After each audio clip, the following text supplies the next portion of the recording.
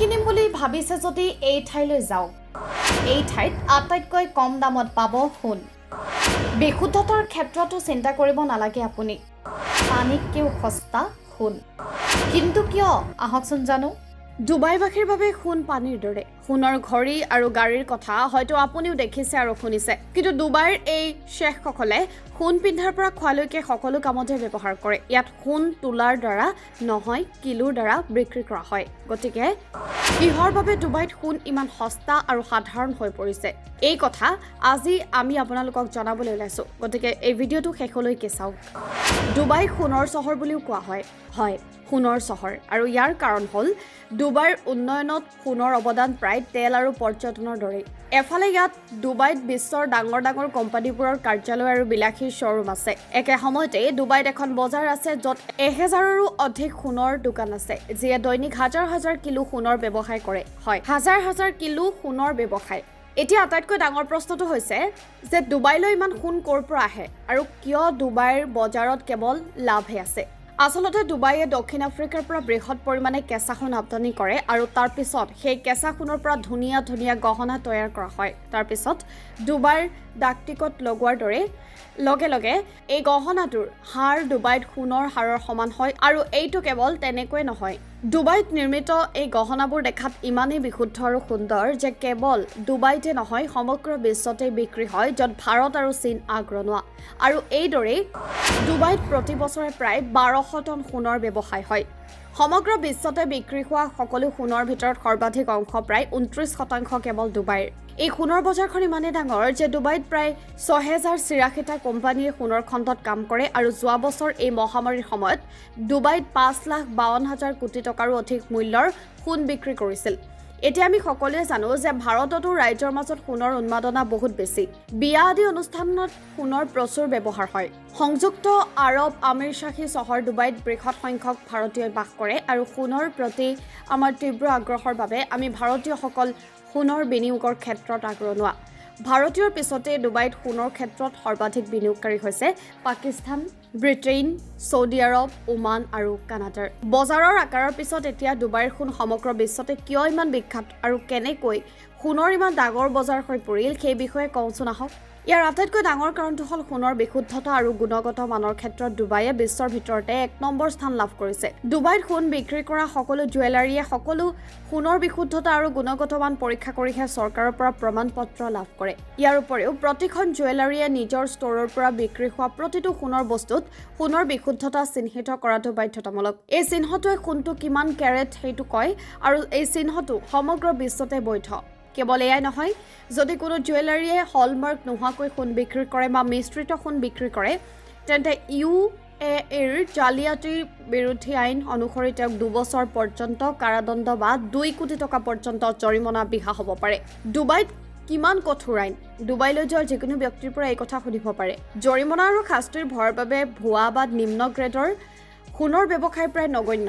ইয়াৰ বাহিৰেও আন দেশৰ তুলনাত ডুবাইত সোণৰ মূল্য বহুত কম, যাৰ আটাইতকৈ ডাঙৰ কাৰণ হ'ল আন দেশত সোণৰ ওপৰত বহু ধৰণৰ কৰ আৰোপ কৰা হয়। যেনে ভাৰতত ভেট, GST, আবকাৰী শুল্ক, শ্ৰমিক চাৰ্জ আদি বহু কৰ আছে, যাৰ বাবে সোণৰ গহনা অতি ব্যয়বহুল হৈ পৰে।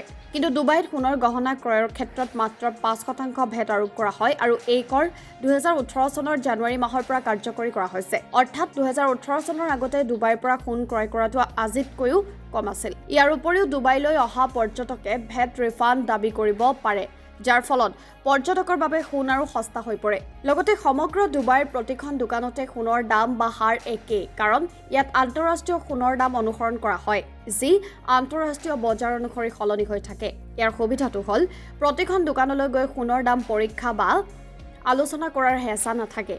ডুবাইত সোণৰ দাম নিৰ্দিষ্ট যদিও গহনা নিৰ্মাণত আৰু শ্ৰমৰ চাৰ্জত দৰদাম কৰিব পাৰি। কিন্তু সকলো নিৰ্ভৰ কৰে গহনাবোৰৰ ডিজাইনৰ ওপৰত। ডিজাইনটো কোনখন দেশৰ, মেচিনত নিৰ্মিত হওক বা হাতেৰে নিৰ্মিত হওক, আৰু আপোনাৰ দৰদামৰ প্ৰতিভাৰ ওপৰত। আৰু যদি আপোনাৰ দৰদামৰ দক্ষতা আচৰিত হয়, তেন্তে আমি আপোনাক ডুবাই গ'ল্ড চুকলৈ যাবলৈ পৰামৰ্শ দিওঁ। এতিয়া আপুনি নিশ্চয় ভাবিছে গ'ল্ড চুক কি? এইখন ডুবাইৰ পৰম্পৰাগত সোণৰ বজাৰ। ডুবাই গ'ল্ড চুক হৈছে বিশ্বৰ সৰ্ববৃহৎ সোণৰ বজাৰ, য'ত 1000ৰো অধিক দোকান আছে।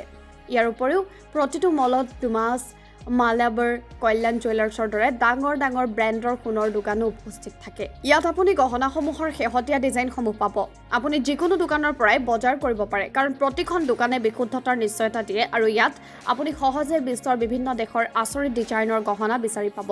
এইটো হয় ডুবাইৰ পৰা সোণ কিনাৰ আৰু এটা সুবিধা আছে। যদি আপুনি ডুবাইৰ পৰা ক্ৰয় কৰা সোণৰ বিনিময় কৰিবলৈ যায়, তেন্তে আপোনাৰ গহনাবোৰৰ ওজন সম্পূৰ্ণ সোণ বুলি গণ্য কৰা হয় আৰু আন কোনো ওজন কৰ্তন কৰা নহয়। এতিয়া আমি এই কথাটোলৈ আহোঁ, যদি আপুনি নিজেই ডুবাইলৈ যায় তেন্তে ডুবাইৰ পৰা কিমান সোণ আনিব পাৰিব ডিউটি ফ্ৰী, অৰ্থাৎ কোনো অতিৰিক্ত কৰ নিদিয়াকৈ।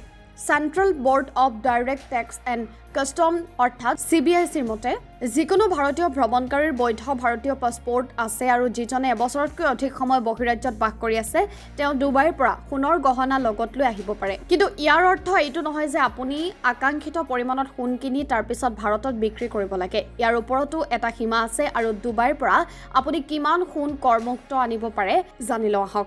যদি আপুনি পুৰুষ যাত্ৰী হয় তেন্তে সীমা 20 গ্ৰাম বা ইমান সোণৰ গহনাহে আনিব পাৰিব, যাৰ মূল্য 50,000 টকাতকৈ বেছি নহয়। আৰু যদি আপুনি এগৰাকী মহিলা ভ্ৰমণকাৰী তেন্তে 1 লাখ টকাতকৈ বেছি মূল্যৰ নহয় 40 গ্ৰাম পৰ্যন্ত সোণ বা সোণৰ গহনা আনিব পাৰিব। শিশুৰ ক্ষেত্ৰতো একে নিয়ম প্ৰযোজ্য। আৰু যদি আপুনি ডুবাইৰ পৰা ভাৰতলৈ অধিক সোণ আনিব লাগে তেন্তে শুল্ক দিব লাগিব, যিটো আগতে 10% আছিল যদিও এতিয়া 12.5%লৈ বৃদ্ধি পাইছে। ইয়াৰ অৰ্থ এইটো নহয় যে আপুনি কাষ্টম ডিউটি দি আকাংক্ষিত পৰিমাণৰ সোণ পাব পাৰে। ইয়াৰো এটা সীমা আছে। যদি আপুনি ডুবাইত 6 মাহতকৈ অধিক সময় থাকে তেন্তে মুদ্ৰাৰ ৰূপত 1 কেজি সোণ আনিব পাৰে। আৰু যদি আপুনি অধিক সোণ আনিব বিচাৰে তেন্তে অতিৰিক্ত সোণৰ ওপৰত 36.5% কাষ্টম শুল্ক আৰোপ কৰা হ'ব, যিয়ে সেই সোণ ভাৰততকৈ অধিক ব্যয়বহুল কৰি তুলিব। গতিকে সামগ্ৰিক কথাটো হ'ল ডুবাইৰ পৰা সোণ কিনাটো সকলো দিশতে উপকাৰী। গতিকে যেতিয়াই আপুনি ডুবাইলৈ যায় তেতিয়াই সোণৰ বজাৰ কৰক। মাত্ৰ এটা কথা মনত ৰাখিব যে আপুনি আপোনাৰ ক্ৰয়ৰ বিল আপোনাৰ লগত ৰাখে আৰু সম্ভৱ হ'লে সোণ পিন্ধি আহিব। ভিডিঅ'টো ভাল লাগিলে লাইক আৰু শ্বেয়াৰ কৰিবলৈ একেবাৰে নাপাহৰিব আৰু এনে আমোদজনক ভিডিঅ' চাই থাকিবলৈ আমাৰ চেনেলটো ছাবস্ক্ৰাইব কৰক। ধন্যবাদ।